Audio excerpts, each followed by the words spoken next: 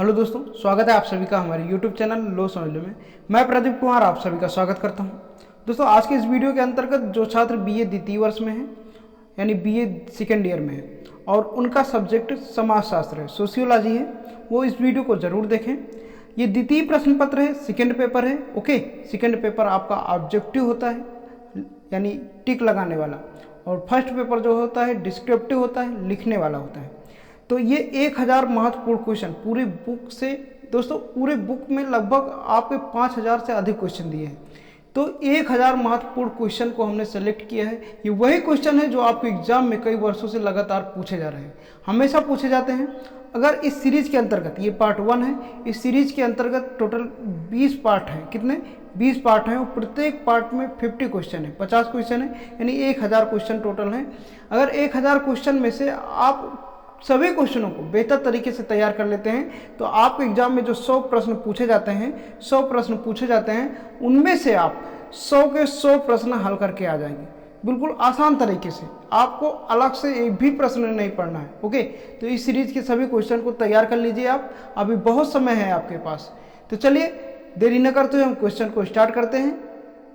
दोस्तों, क्वेश्चन को स्टार्ट करने से पहले हम बता दें कि जो भी छात्र हमारे चैनल पर नए व्यूवर्स हैं यानी पहली बार आए हैं हमारे चैनल पर, तो चैनल को सब्सक्राइब जरूर कर लेंगे, घंटी वाला बटन दबाइएगा। अगर घंटी वाला बटन नहीं दबाते तो हम जो भी वीडियो अपलोड करेंगे उसका नोटिफिकेशन आपको नहीं मिल पाएगा और अपनी तैयारी को बेहतर नहीं कर पाएंगे। इसलिए चैनल को सब्सक्राइब कर करके घंटी वाला बटन जरूर दबाइएगा। ओके, तो क्वेश्चन नंबर 1 है, परिवर्तन को संक्षिप्त रूप में पहले की अवस्था या अस्तित्व की विधि में रूपांतरण कहते हैं।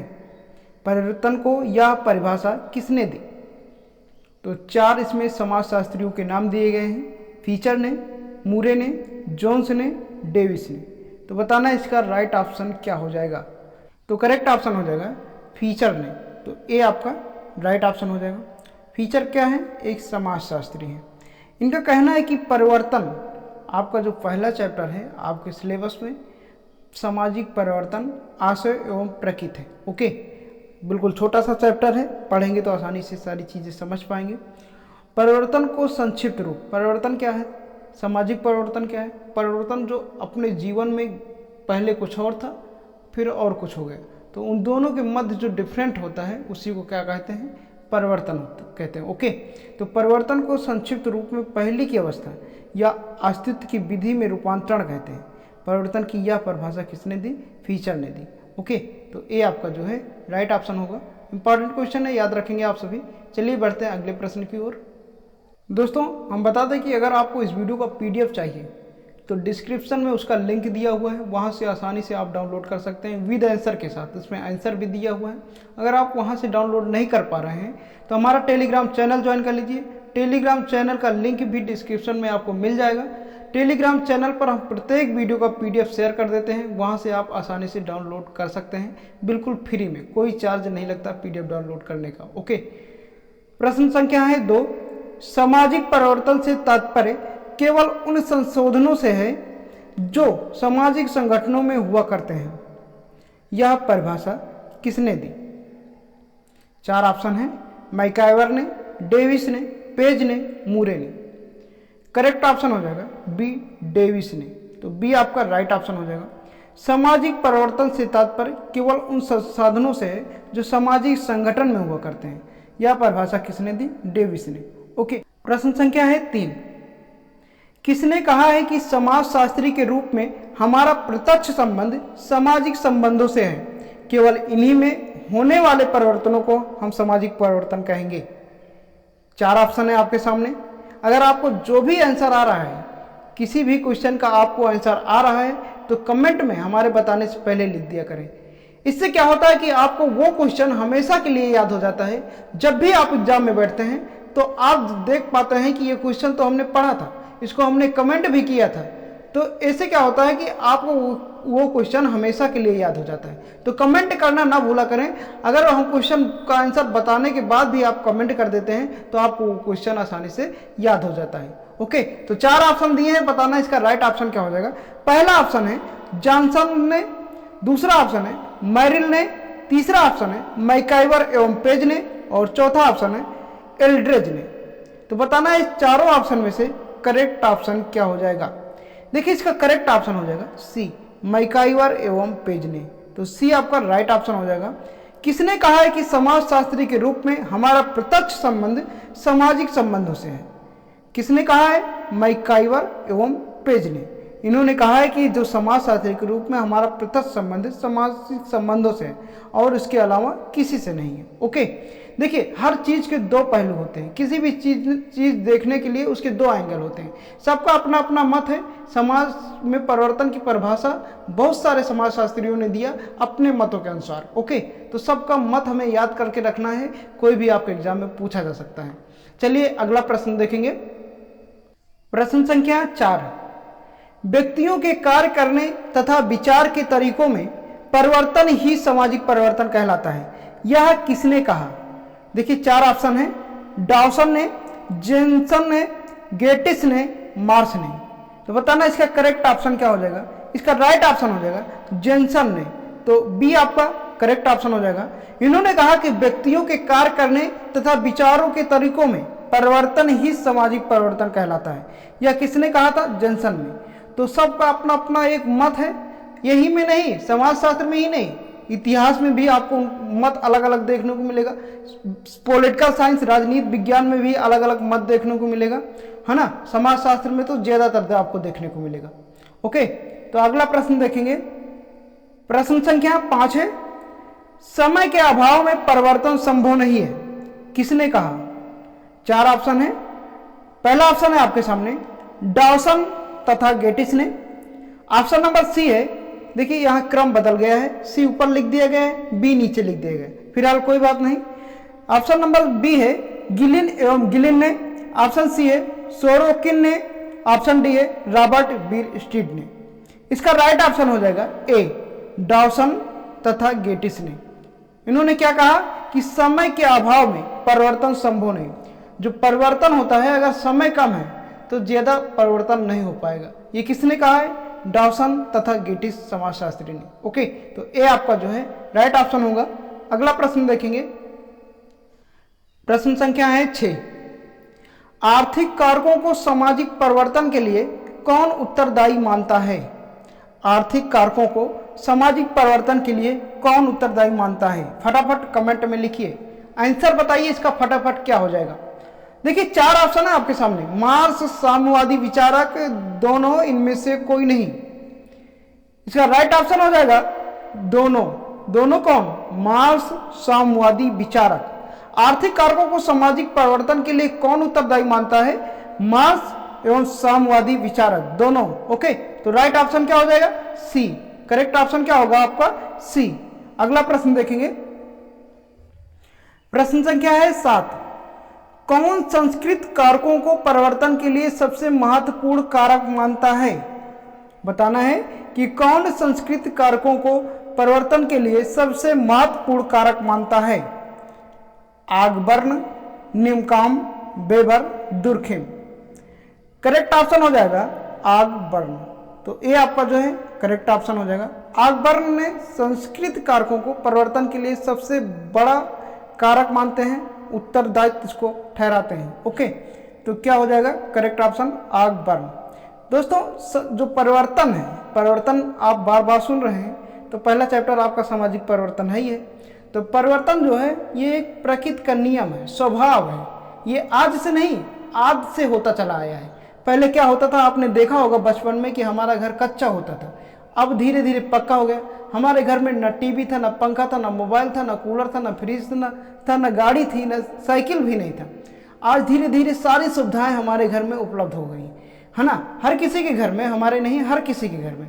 तो क्या हुआ कि ये परिवर्तन हमको देखने को मिल रहा है, हमेशा देखने को मिलेगा। आज के 10 साल पहले कहाँ किसी के पास मोबाइल होता था, है ना। आज हर घर में मोबाइल में, हर घर में बाइक है।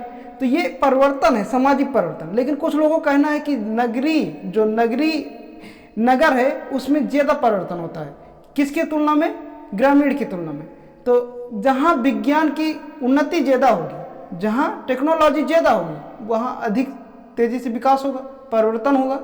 और जहाँ टेक्नोलॉजी कम होगी वहाँ परिवर्तन स्लो होगा, धीमी गति से होगा, है ना। लेकिन परिवर्तन जरूर होगा। परिवर्तन क्या है? प्रकृति का स्वभाव है, प्रकृति का नियम है। ओके, चलिए देखते हैं अगला प्रश्न। प्रश्न संख्या है 8। कौन प्रौद्योगिकी को सामाजिक परिवर्तन के लिए एक जिम्मेदार कारक मानता है? Davis, Veblen, Sorokin, Gillin. 4 option है। देखिए इसका राइट ऑप्शन हो जाएगा बी, वेवलन। ओके, तो बी आपका करेक्ट ऑप्शन है। प्रश्न संख्या 9। सामाजिक परिवर्तन का अधिक संबंध गुणात्मक परिवर्तन से है और गुणात्मक तथ्यों की माप ना हो सकने के कारण इनकी जटिलता भी बहुत अधिक बढ़ जाती है। किसका कथन है? 4 ऑप्शन है। बाटो मोर का, किंग्सले डेविस का, मैकाइवर एवं पेज का, गोटिस का, है ना।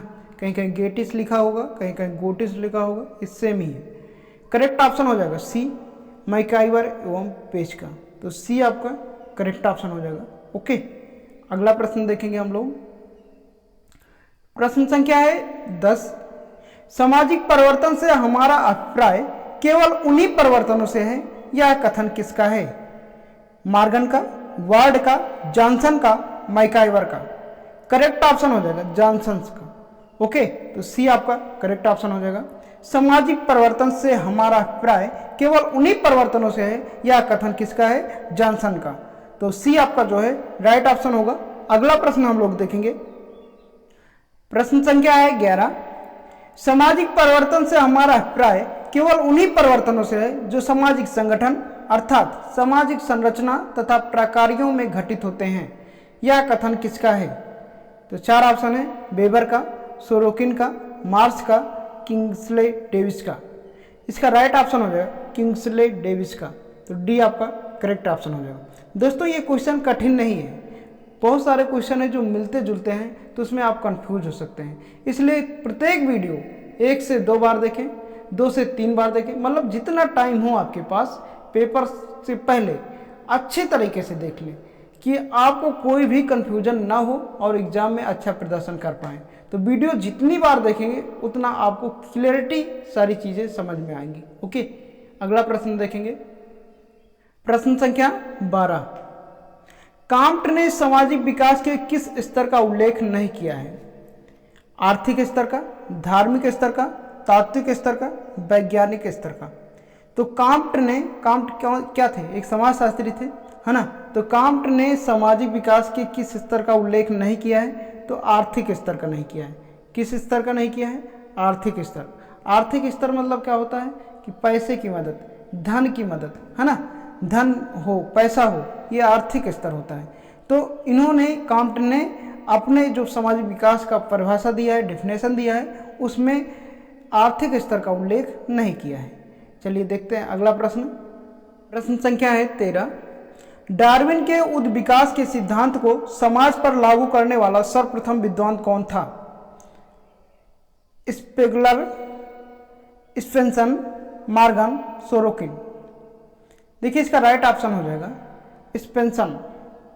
तो बी आपका करेक्ट ऑप्शन हो जाएगा। डार्विन के उद्विकास के सिद्धांत को समाज पर लागू करने वाला सर्वप्रथम विद्वान कौन था? स्पेंसन। अगला प्रश्न देखेंगे। प्रश्न संख्या है 14 नंबर। किसने कहा था कि जीवों के उद्विकास की भांति समाज का भी उद्विकास हुआ है? 4 ऑप्शन है। हर्बर्ट स्पेंसर, स्पेंगलर, लेपियर, कीर स्टीड। करेक्ट ऑप्शन हो जाएगा हर्बर्ट स्पेंसर। तो ये आपका राइट ऑप्शन हो जाएगा। इनका कहना है कि जीवों के जिस प्रकार का विकास हुआ है जीवों का, उसी प्रकार एक समाज का भी विकास हुआ है।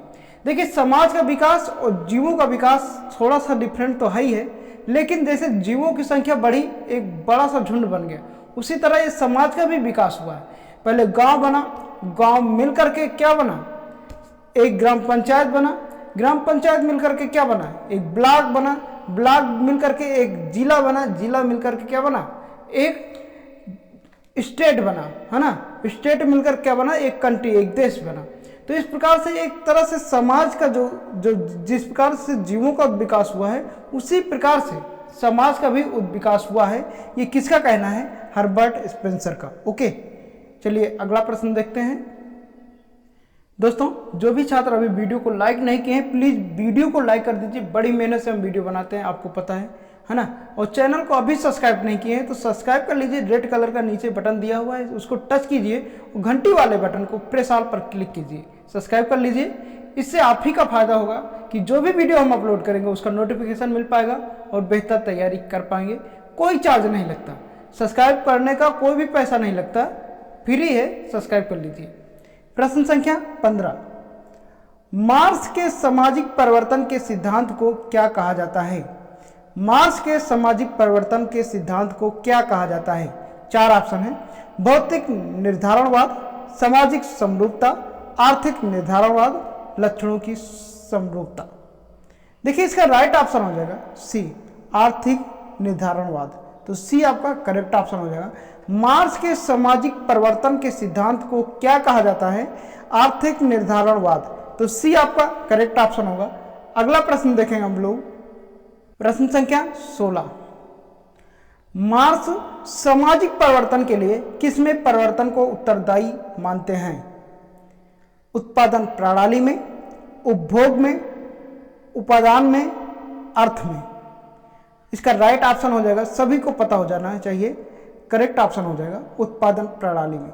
जितना अधिक होगा उत्पादन, जितना अधिक होगा सामाजिक परिवर्तन उतना ही तेजी से होगा। क्यों? क्योंकि उत्पादन बढ़ेगा तो हमारा काम बढ़ेगा, काम बढ़ेगा तो दाम बढ़ेगा, है ना, पैसे होंगे तो हमारे पास सुविधाएं होंगी, तो इस प्रकार से समाज में परिवर्तन होगा। तो सबसे मेन चीज क्या है कि उत्पादन प्रणाली में बढ़ोतरी करना। ओके, तो उत्पादन प्रणाली में जितना अधिक बढ़ोतरी होगा उतना सामाजिक परिवर्तन होगा। ये किसका कहना है? मार्क्स का। अगला प्रश्न देखेंगे, प्रश्न संख्या है हमारा 17 नंबर, अधोसंरचना यानी सब स्ट्रक्चर एवं अधिसंरचना यानी सुपर स्ट्रक्चर अवधारणा से किसका संबंध है? 4 ऑप्शन आपके सामने दिए हुए हैं, हेगेट का, मार्क्स का, हमबोल्ट का या डेविस का। इसका राइट ऑप्शन हो जाएगा मार्क्स का। तो बी आपका करेक्ट ऑप्शन हो जाएगा। अधोसंरचना यानी सब स्ट्रक्चर और सुपर स्ट्रक्चर अवधारणा से किसका संबंध है? मार्क्स का। ओके, याद रखेंगे, मार्क्स, बी आपका राइट ऑप्शन होगा। अगला प्रश्न देखेंगे हम लोग, प्रश्न संख्या 18 नंबर है हमारा, आगबर्न एक निश्चित दिशा में होने वाले परिवर्तन को क्या माना है? ये एक समाजशास्त्री हैं। ओके, तो इन्होंने एक निश्चित दिशा में होने वाले परिवर्तन को क्या माना है? 4 ऑप्शन है, प्रगति, विकास, उद्विकास, उन्नति। इसका राइट ऑप्शन हो जाएगा उद्विकास। तो सी आपका करेक्ट ऑप्शन हो जाएगा। एक निश्चित दिशा में होने वाले परिवर्तन को क्या माना जाता है? उद्विकास। ओके, तो सी आपका करेक्ट ऑप्शन हो जाएगा। जैसे मानव का उद्विकास, पहले मानव क्या था? एक चिंपैंजी का रूप था, बंदर का रूप था, फिर धीरे धीरे मानव का, यानी एक निश्चित दिशा में सिर्फ मानव का ही विकास हो रहा है, उसके काम में विकास नहीं, उसके मानव के विकास को क्या हम कहेंगे हम लोग? उद्विकास। ओके, तो सी आपका करेक्ट ऑप्शन हो जाएगा। उद्विकास उसी को कहा जाता है जो एक निश्चित दिशा में परिवर्तन करता है। ओके, अगला प्रश्न देखेंगे हम लोग, प्रश्न संख्या 19 है, प्रिंसिपल ऑफ सोशियोलॉजी नामक पुस्तक के लेखक कौन है? दोस्तों, किसी दिन हम जितने भी समाजशास्त्री और उनके पुस्तक हैं, है ना, एक वीडियो लेकर आएंगे, जितने भी बुक और उनके आर्थर हैं एक वीडियो में पूरा कलेक्ट कर देंगे और वो वीडियो आप लोगों के लिए अपलोड कर देंगे। तो आप लोग जो पुस्तक और लेखक वाला है सिस्टम, इसको एक ही वीडियो से तैयार कर पाएंगे। तो वीडियो हम जल्द ही लाएंगे। ओके, तो प्रिंसिपल ऑफ सोशियोलॉजी नामक पुस्तक के लेखक कौन है? स्पेंसर, बर्गल, या बर्गर नहीं है, बर्गल है। ओके, ध्यान से पढ़ना, डिजिले, आगबर्न। ओके, तो प्रिंसिपल ऑफ सोशियोलॉजी ये कई बार हम पढ़ा चुके हैं। फटाफट आंसर बताइए आप लोग, ये कई बार हम पढ़ा चुके हैं आपको। प्रिंसिपल ऑफ सोशियोलॉजी नामक पुस्तक के लेखक कौन है? स्पेंसर। तो ए आपका करेक्ट ऑप्शन हो जाएगा। ओके, चलिए अगला प्रश्न देखते हैं। प्रश्न संख्या 20 है, किस समाज वैज्ञानिक ने सामाजिक उद्विकास को जंगली अवस्था, बर्बर अवस्था, सभ्यता की अवस्था से गुजरा हुआ माना है? 4 ऑप्शन है, मार्गन ने, गिजले ने, हार्टसर ने या आगबर्न ने। करेक्ट ऑप्शन हो जाएगा मार्गन ने। तो ये आपका राइट ऑप्शन हो जाएगा। इन्होंने समाज उद्विकास को जंगली अवस्था, बर्बर अवस्था और सभ्यता की अवस्था से गुजरा हुआ माना है। और सही बात है, ये इन अवस्थाओं से गुजर करके एक समाज बना है, एक सुदृढ़ समाज बना है। ओके, तो ए आपका राइट ऑप्शन होगा। चलिए बढ़ते हैं अगले प्रश्न की ओर। प्रश्न संख्या है 21। पश्चिम के पतन पुस्तक किसकी है? पश्चिम के पतन पुस्तक किसकी है? 4 ऑप्शन है, मार्क्स की, बर्गल की, बोगार्डस की या स्पेंगलर की। करेक्ट ऑप्शन हो जाएगा डी, स्पेंगलर की।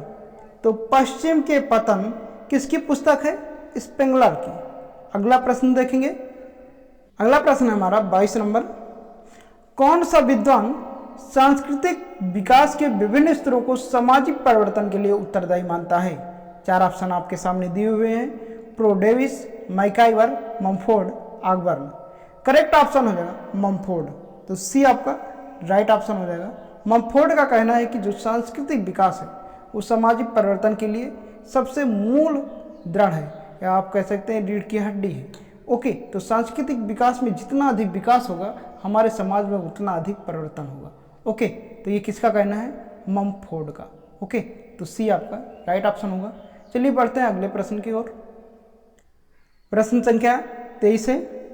कौन सा विद्वान संस्कृति में विभिन्नता को ही सामाजिक परिवर्तन का कारण मानता है? ऑगबर्न, न्यूमकॉफ, A+B दोनों, यानी ए और बी दोनों, इनमें से कोई नहीं। इसका राइट ऑप्शन जो होगा, करेक्ट ऑप्शन होगा ऑगबर्न।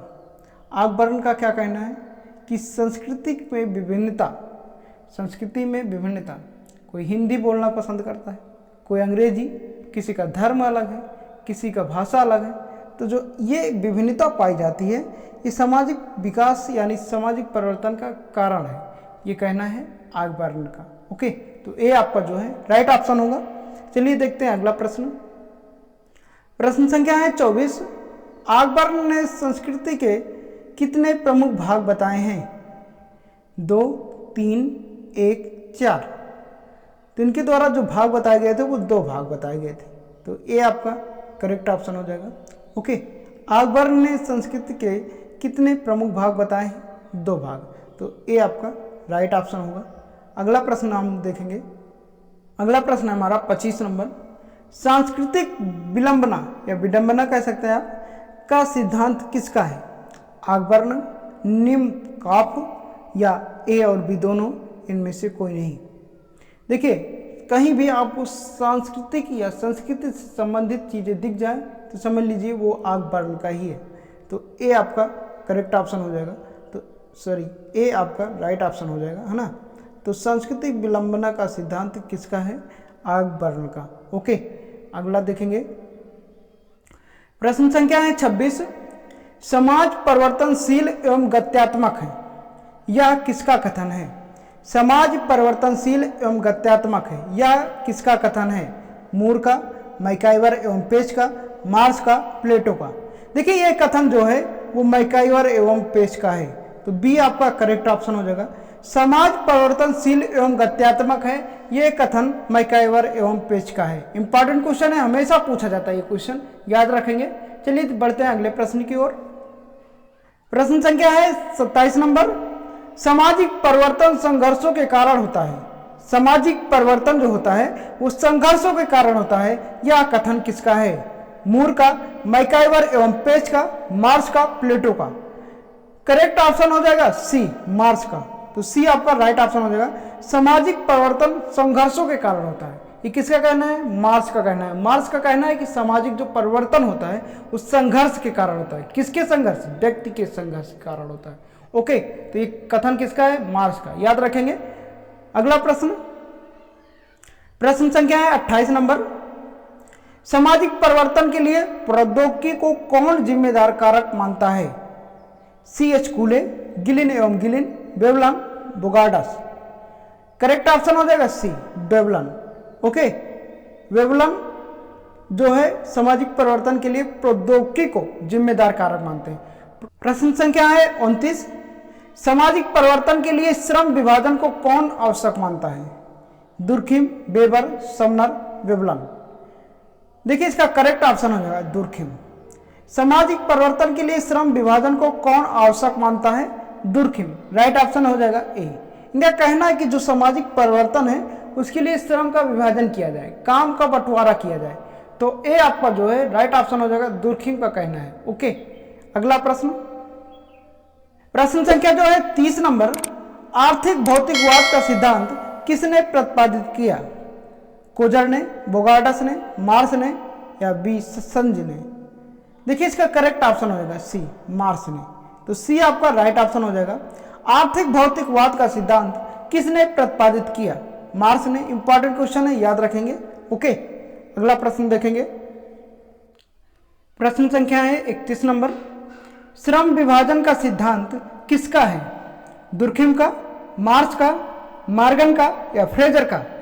देखिए श्रम विभाजन का सिद्धांत जो है ये हम पहले क्वेश्चन में बता चुके हैं, ये दुर्खिम का है। तो ए आपका राइट ऑप्शन हो जाएगा। श्रम विभाजन का सिद्धांत किसका है? दुर्खिम का। ओके, अगला प्रश्न देखेंगे। प्रश्न संख्या है 32 नंबर, परिवर्तन का उत्साहपूर्ण स्वागत जीवन का प्राय एक ढंग बन चुका है, यह कथन है। ये कथन किसका है कि परिवर्तन का एक उत्साहपूर्ण स्वागत जीवन का प्राय एक ढंग बन चुका है? हमेशा परिवर्तन आपको देखने को मिलेगा। मैकाइवर एवं पेज, 4 ऑप्शन है, मूरे का, ग्रीन का, गिलिन एवं गिलिन का। देखिए इसका राइट ऑप्शन हो जाएगा ग्रीन का। तो सी आपका करेक्ट ऑप्शन हो जाएगा। परिवर्तन का उत्साहपूर्ण स्वागत जीवन का प्राय एक ढंग बन चुका है। तो यानी हम लोग हमेशा परिवर्तन का स्वागत करते हैं और परिवर्तन हमारे जीवन में लगातार लगा रहता है। ये कथन किसका है? ये कथन है ग्रीन का। तो सी आपका करेक्ट ऑप्शन होगा, याद रखेंगे आप सभी। चलिए अगला प्रश्न देखते हैं। प्रश्न संख्या है 33 नंबर, परिवर्तन को संक्षिप्त रूप में पहले की अवस्था या अस्तित्व की विधि में रूपांतरण को कहते हैं, यह कथन है। कहने का अर्थ यह हुआ कि जो परिवर्तन है इसको पहले की अवस्था और वर्तमान की अवस्था को देखने के बाद जो बीच में डिफरेंट दिखाई देता है, दैट इज कॉल्ड परिवर्तन। ओके, तो 4 ऑप्शन है आपके सामने, मैकाइवर का, फीचर का या वेबर का या सोरोकिन का। ये कथन जो है ये फीचर का है। ओके, तो बी आपका करेक्ट ऑप्शन होगा। ये किसका कथन है? फीचर का। अगला प्रश्न देखेंगे। प्रश्न संख्या है 34 नंबर, योग्यतम का अति जीवन सिद्धांत किसका है? योग्यतम का अति जीवन सिद्धांत किसका है? माल्थस का, मैकाइवर का, मार्स का, स्पेंसर का? करेक्ट ऑप्शन हो जाएगा स्पेंसर का। तो डी आपका राइट ऑप्शन हो जाएगा। अगला प्रश्न, प्रश्न संख्या है 35 नंबर, सामाजिक परिवर्तन कैसी प्रक्रिया है? सार्वभौमिक, एकाकी, ए और बी दोनों, इनमें से कोई नहीं। देखिए सामाजिक परिवर्तन जो है ये सार्वभौमिक प्रक्रिया है। तो ए आपका करेक्ट ऑप्शन हो जाएगा। सामाजिक परिवर्तन जो है कैसी प्रक्रिया है? सार्वभौमिक। ए आपका राइट ऑप्शन होगा। अगला प्रश्न, प्रश्न संख्या है 36 नंबर, मैकाइवर ने सामाजिक परिवर्तन के कितने प्रतिमानों का उल्लेख किया है? बताना है। मैकाइवर ने सामाजिक परिवर्तन के कितने प्रतिमानों का उल्लेख किया है? 2, 4, 6, 3। देखिए इसका करेक्ट ऑप्शन हो जाएगा डी, 3। तो डी आपका राइट ऑप्शन हो जाएगा। ओके, अगला प्रश्न देखेंगे। प्रश्न संख्या है 37 नंबर, कल्चर एंड सोसाइटी नामक पुस्तक के लेखक का क्या नाम है? बिसंज एवं विसंज, मैरिल एवं एल्ड्रिज, थियोडोरसन या नजमुल करीम? देखिए इसका करेक्ट ऑप्शन हो जाएगा मैरिल एवं एल्ड्रिज। एक समाजशास्त्री थे जिन्होंने कल्चर एंड सोसाइटी नामक पुस्तक लिखी। ओके, याद रखेंगे। अगला प्रश्न, प्रश्न संख्या 38 नंबर है, द मॉडर्न स्टेट पुस्तक के रचयिता कौन है? Marton, Parsons, MacIver, Pareto? The modern state पुस्तक के रचयिता कौन है? 4 ऑप्शन आपके सामने है, फटाफट कमेंट में लिखिए इसका आंसर। देखिए इसका राइट आंसर हो जाएगा मैकाइवर। करेक्ट आंसर जो होगा मैकाइवर। द मॉडर्न स्टेट पुस्तक किसने लिखी? मैकाइवर। अगला प्रश्न, प्रश्न संख्या 39 नंबर है, crime and customs in a savage society नामक पुस्तक के लेखक कौन है? 4 ऑप्शन है, मैलिन ब्लैक, S.M. लिप्सेट या मैलिनोवस्की या मेरियन जे लेवी? देखिए इसका राइट ऑप्शन हो जाएगा सी, मैलिनोवस्की। तो सी आपका राइट ऑप्शन होगा। अगला प्रश्न, ओसवाल्ड स्पेंगलर ने अपने सामाजिक परिवर्तन के सिद्धांत की पुष्टि के लिए विश्व की कितनी सभ्यताओं को अध्ययन किया? ओसवाल्ड स्पेंगलर एक समाजशास्त्री थे। उन्होंने अपने सामाजिक परिवर्तन के सिद्धांत की पुष्टि के लिए विश्व के कितनी सभ्यताओं का अध्ययन किया? 9, 11, 8, 4। इसका राइट ऑप्शन हो जाएगा 8, तो सी आपका करेक्ट ऑप्शन होगा। ओके, तो कितनी सभ्यताओं का अध्ययन करना पड़ा था ओसवाल्ड को? 8 याद रखेंगे, सी आपका करेक्ट ऑप्शन हो जाएगा। ओके, अगला प्रश्न है हमारा 41 नंबर। अर्नाल्ड जे ट्राइनवी ने विश्व की कितनी सभ्यताओं का अध्ययन किया? 20, 10, 15, 21। करेक्ट ऑप्शन हो जाएगा डी 21। कितने? 21 सभ्यताओं को अध्ययन किया अर्नाल्ड जे ट्राइनवी है। इसके पहले ओसवाल्ड ने 8 सभ्यताओं का अध्ययन किया था और अर्नाल्ड जे ट्राइनवी ने 21 सभ्यताओं का वर्णन किया था। ओके, तो अगला प्रश्न देखेंगे।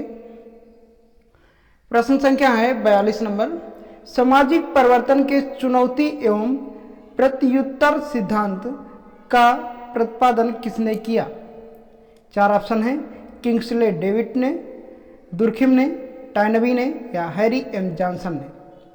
इसका करेक्ट ऑप्शन हो जाएगा सी, टाइनबी ने। तो सी आपका राइट ऑप्शन होगा। अगला प्रश्न देखेंगे। प्रश्न संख्या है 43 नंबर। मिंड एंड सोसाइटी पुस्तक के लेखक कौन है? मिंड एंड सोसाइटी पुस्तक के लेखक कौन है? पैरेटो, पार्सन्स, गोल्डन हैमर और मिल्टजर। मिंड एंड सोसाइटी पुस्तक के लेखक जौन है ये हैं पैरेटो। ओके, कौन है? पैरेटो। तो ए आपका करेक्ट ऑप्शन होगा। अगला प्रश्न संख्या है 44। अभिजात वर्ग के परिभ्रमण के सिद्धांत के साथ किस समाजशास्त्री का नाम जुड़ा है? वेबर, पैरेटो, विमल शाह, मोजर। देखिए इसका राइट ऑप्शन हो जाएगा बी, पैरेटो। तो बी आपका करेक्ट ऑप्शन हो जाएगा। अभिजात वर्ग के परिभ्रमण के सिद्धांत के साथ किस समाजशास्त्री का नाम जुड़ा है? पैरेटो। बी आपका राइट ऑप्शन होगा। अगला प्रश्न देखेंगे। प्रश्न संख्या है 45। सोशल एंड कल्चर डायनेमिक्स पुस्तक किसने लिखी? सोशल एंड कल्चर डायनेमिक्स पुस्तक किसने लिखी? चेपिन, एकॉफ, सेरोकिन, जहोदा एवं कुक।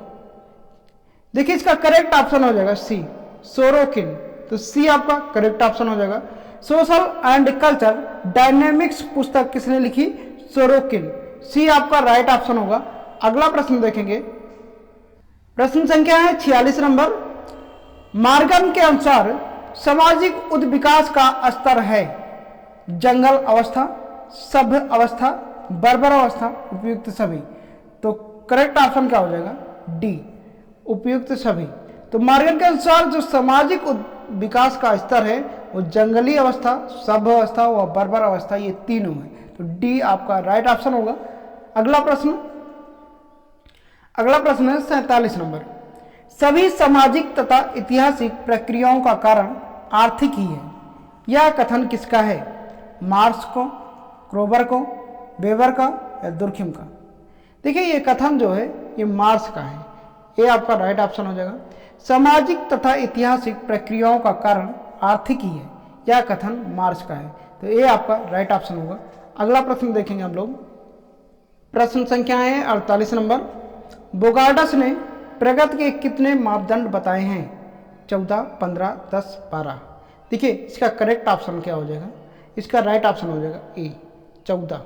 कितने मापदंड बताए हैं? 14। ओके, अगला देखेंगे। प्रश्न संख्या है 49 नंबर। डिवाइन ने प्रगति के मुख्य रूप से कितनी मापदंड कोशिशियां प्रस्तुत की? डिवाइन ने प्रगति के मुख्य रूप से कितनी मापदंड कोशिशियां प्रस्तुत की? 11, 14, 10, 9। देखिए इसका करेक्ट ऑप्शन हो जाएगा 14। तो बी आपका राइट ऑप्शन हो जाएगा। ओके, अगला प्रश्न संख्या 50 नंबर है। निम्नांकित में से कौन सा एक तथ्य सामाजिक परिवर्तन का स्रोत नहीं है? 4 ऑप्शन दिए गए हैं। परंपरा, शिक्षा, नैतिकता, कानून। करेक्ट ऑप्शन हो जाएगा परंपरा। तो सामाजिक परिवर्तन का स्रोत नहीं है, ध्यान देना। देखिए ये परंपरा, आपने बहुत सारे जनजातियां देखी होंगी जो बिल्कुल गरीब जनजातियां होती हैं। बहुत आपने गांव समाज में देखा होगा कि जो बिल्कुल गरीब लोग होते हैं उनमें सामाजिक परिवर्तन ना होने का मेन रीज़न यही है कि परंपरा होना। वो लोग अपने पहनाव, ओढ़ाव, खान पान और जो पूर्वज के रीति रिवाज चले आ रहे हैं उसमें कोई भी बदलाव नहीं करना चाहते। कहते हैं ये हमारी तो परंपरा है, हमने तो पहले से इसको पहनावे रखा है, हमने तो पहले से ये करते चले आए हम लोग। तो ये परंपरा जो है ये एक सामाजिक परिवर्तन का रूप नहीं हो सकता। ये किसने कहा है? ओके, तो ये करेक्ट ऑप्शन हो जाएगा ए आपका जो है राइट ऑप्शन हो जाएगा। तो दोस्तों कैसा लगा ये वीडियो कमेंट बॉक्स में आप जरूर बताना। अगर इस वीडियो से थोड़ी भी हेल्प मिली हो तो वीडियो को लाइक करना, चैनल पर नए हो अभी भी सब्सक्राइब नहीं किए हो तो सब्सक्राइब कर लेना। मिलते हैं नेक्स्ट वीडियो में, तब तक के लिए जय हिंद, वंदे मातरम।